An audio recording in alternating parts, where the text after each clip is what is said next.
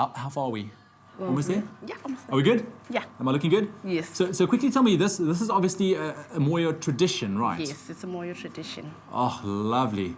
Should come there more often. Yes. Great. So we are, of course, talking about aquaponic gardening this morning then, and there's an impressive aquaponic system set up at the V&A waterfront at Moyo, and we have Jason here with us to just explain to us a little bit more about aquaponic gardening. Jason, how are you doing, buddy? I'm good, Thank and you you? so much. You're welcome. Great, man. Thank you so much. I see you looking great as well. You've got your little dots going on there. Now, we did a feature a little while back on Urban Farms where you set up an impressive aquaponic system at the V&A waterfront.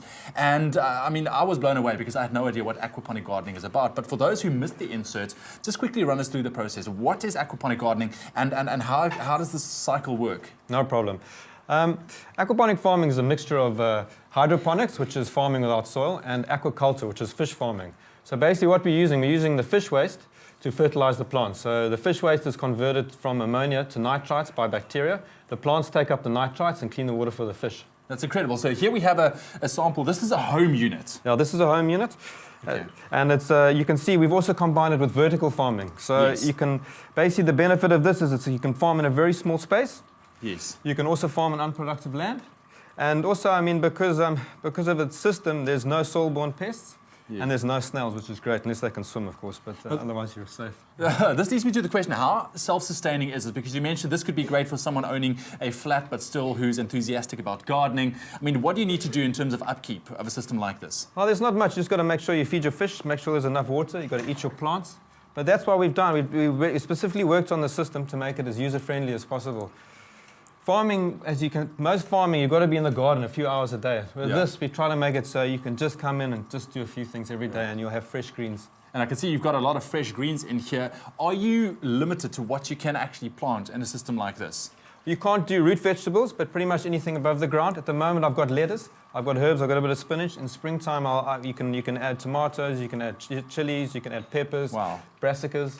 And this is what's nice about your system at Moyo, because all these greens, I mean, they're freshly used in the kitchen. I mean, this takes fresh vegetables to a whole new level. No, exactly. This is the whole point, is that when you feel you need some lettuce, you come out, you pick a few leaves, you go and you make a salad. Yeah.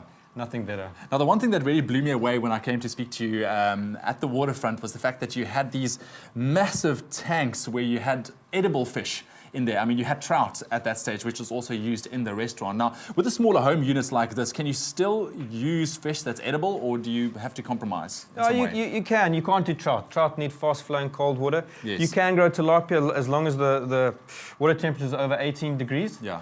But it's a small system. You're not going to be able to get too many. The main focus of this system is plants and using the fish to fertilize the plants. Exactly. So you can also do goldfish and koi.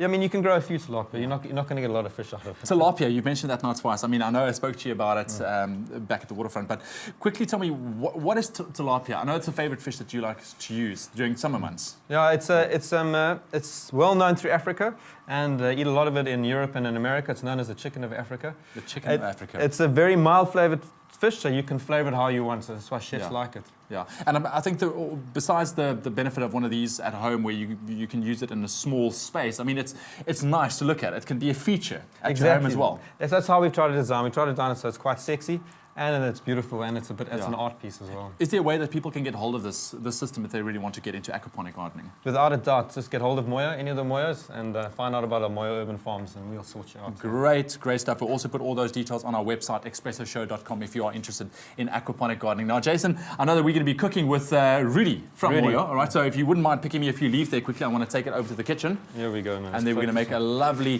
fresh little salad. This is a beautiful... look at that. Red butter. I'm telling you, growing like this, what a sustainable way of growing your greens. Jason, thank you so much. Pleasure. All right, I'm going to take this over. Follow me, guys. Let's go.